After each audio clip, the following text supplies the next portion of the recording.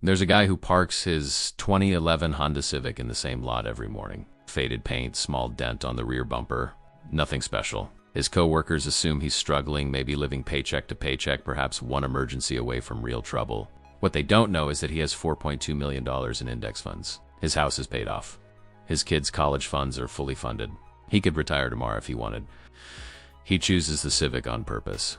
According to research from the Millionaire Next Door, the median price millionaires pay for their cars is just $31,367. An Experian automotive study found that 61% of people earning over $250,000 drive Hondas.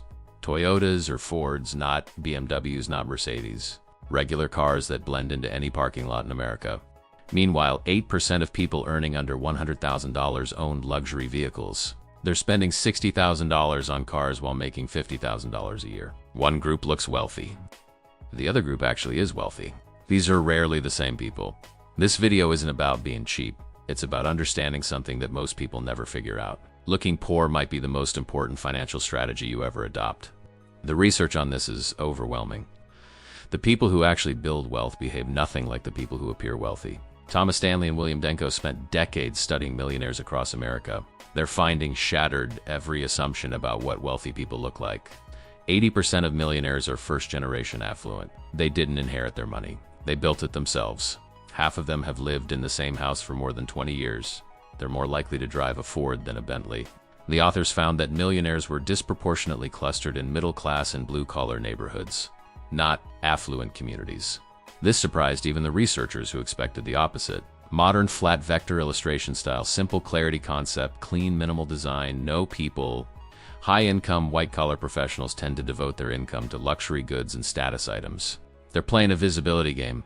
They want everyone to know they've made it. Actual wealth builders play a different game entirely. They understand that every dollar spent on appearance is a dollar that can't compound over 30 years. They've done the math. Dave Ramsey's research on millionaire behavior confirms the pattern. The top 10 car brands driven by millionaires start with Toyota at number 1. Honda sits at number 2. Ford comes third. BMW doesn't appear until number 6. Mercedes doesn't crack the list at all. Jeff Bezos drove a Honda Accord for years. Mark Zuckerberg was spotted in an Acura TSX. Larry Page, co-founder of Google, drove a Toyota Prius. Warren Buffett still lives in the same house he bought in 1958 for $31,500. These aren't people who can't afford better. They're people who've decided that looking wealthy isn't worth the cost of actually being wealthy. The psychology behind this choice reveals something important about how wealth actually works. Sociologist Thorsten introduced the concept of conspicuous consumption over a century ago. His central observation was that people don't just buy products for utility. They buy signals. Luxury brands aren't selling materials. They're selling narrative. A $50,000 watch tells time exactly as well as a $50 watch. The extra $49,950 buys something else entirely. The ability to signal status to others. Research shows that people who view money as a symbol of power and success report lower levels of financial satisfaction. They buy expensive things to impress others and demonstrate value, often without monitoring or planning their overall spending. The irony is brutal. The pursuit of appearing wealthy creates the conditions that prevent actual wealth. Every leased BMW represents a monthly payment that could have gone into investments. Every designer handbag represents shares of index funds that weren't purchased. Every status symbol has an opportunity cost measured in decades of compound growth. A 2025 Empower study found that 62% of everyday millionaires still budget, shop deals, and avoid extravagant lifestyles even after crossing the $1 million threshold. They understand that the habits that built wealth are the same habits that preserve it. The visibility of wealth creates problems that invisibility avoids entirely. According to Javelin Research, cybercriminals stole the identities of 6.4% of the general public. That number jumped to 8.1% for high net worth individuals with assets of $1 million or greater. A joint study by Experian and the Department of Justice found that affluent Americans are 43% more likely to experience identity theft compared to the general population. The more visibly wealthy you are, the larger the target on your back. High net worth individuals face what security experts call whaling attacks.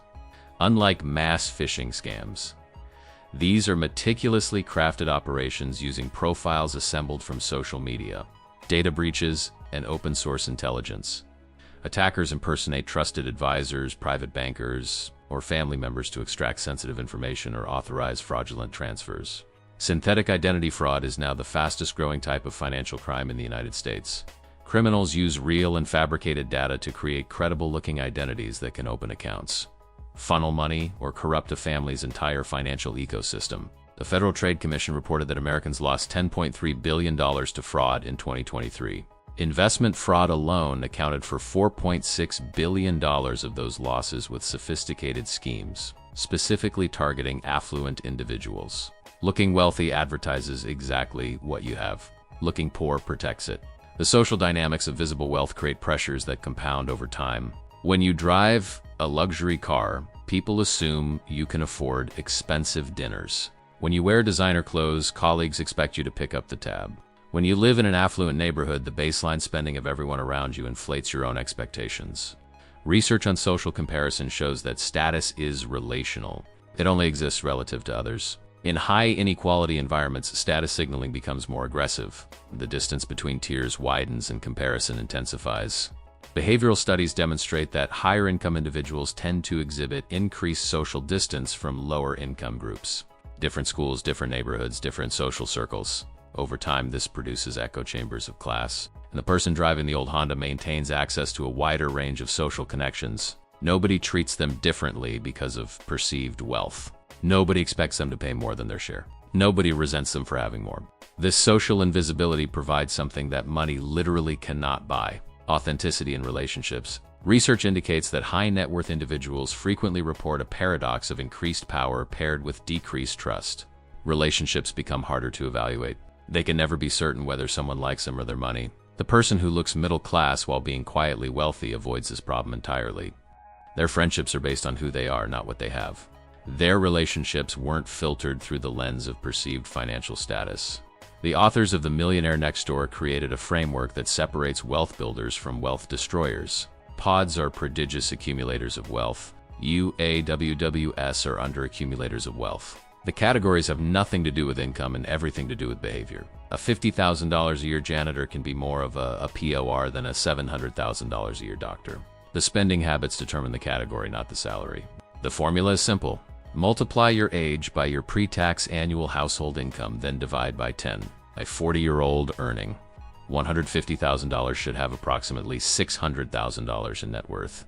Those below this threshold are underaccumulators, spending their income rather than building wealth. UAWS live in luxury, style, and comfort. They're often highly educated professionals in demanding careers. They understand compound interest intellectually. They just don't practice it behaviorally.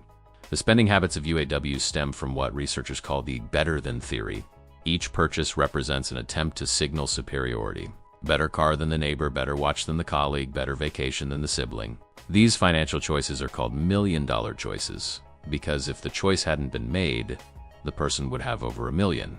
The cigarette example from the original research makes the math visceral. One couple smoked 3 packs a day for 46 years. The cumulative costs of those cigarettes exceeded the value of their home by $33,000. Had they invested that money instead, the portfolio would have exceeded $2 million. Status purchases work the same way. The difference between a $30,000 car and an $80,000 car invested over 25 years at 7%. Annual returns becomes roughly $270,000. That's the real price of looking wealthy. The cultural programming that drives visible consumption starts early and reinforces constantly. Stanley and Denko observed that young people are indoctrinated with the belief that those who have money spend lavishly, and if you don't show it, you don't have it. This programming comes from everywhere. Television shows glamorous lifestyles, social media displays curated consumption, advertising promises that purchases will transform identity. The message is consistent. Rich people look rich. If you want to be seen as successful, you need to display your success through consumption. This belief is demonstrably false, but its effects are real. Someone who internalizes this narrative will spend their entire income maintaining appearances. Modern flat vector illustration style fake wealth versus real wealth destruction concept, minimal infographic, no people. They'll reach 55 with a closet full of luxury goods and a retirement account that can't sustain them. The person who rejects this narrative builds wealth quietly. They invest while others consume. They compound while others display. They reach 55 with options that the visible spender will never have. The quiet luxury trend represents a partial correction to decades of conspicuous consumption. According to Bain & Company's 2024 luxury report, affluent consumers are increasingly prioritizing longevity and craftsmanship over conspicuous consumption. Stealth wealth has become a form of modern social currency. Arling Arsu. Accenture survey found that 52% of global shoppers now prefer influencers who showcase practical luxury rather than aspirational excess. The cultural tide is shifting toward understatement. After the TV show Succession ended, searches for Loriana spiked globally. The appeal wasn't flashy logos or obvious branding. It was the opposite. Wealth that only those who truly understand it can recognize. This shift reflects something deeper than fashion trends. It reflects a growing recognition that visible wealth has costs that invisible wealth avoids.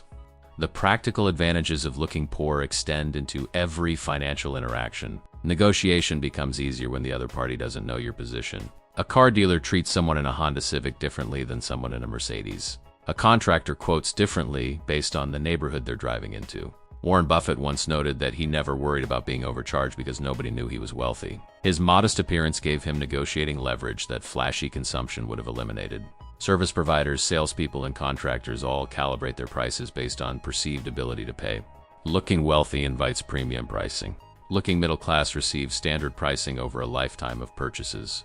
This pricing differential accumulates into significant money. The person who looks wealthy pays a wealth tax on everything they buy. The person who looks ordinary pays the regular rate.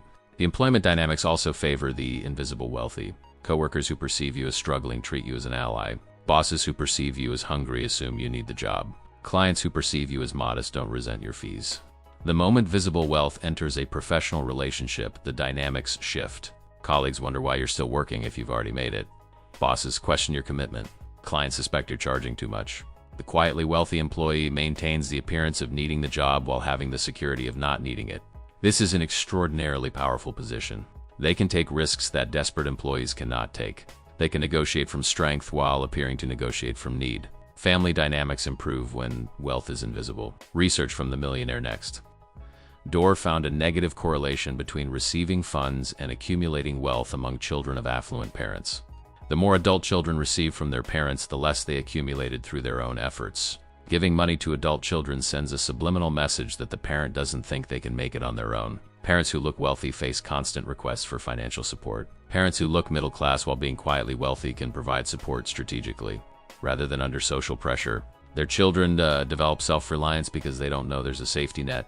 The psychological benefits of invisible wealth are difficult to quantify but impossible to ignore. Research on hedonic adaptation shows that increases in wealth create temporary spikes in happiness, but baseline levels return.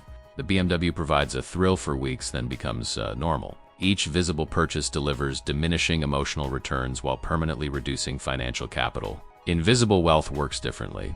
The growing net worth provides a constant sense of security that doesn't adapt away. Decisions become less fear-driven. Relationships become less transaction-focused. The visible wealthy person experiences constant pressure to maintain their display. The invisible wealthy person experiences no such pressure. The 2011 Honda Civic in the parking lot represents something its owner's co-workers will never understand. Wealth isn't about what you show, it's about what you keep.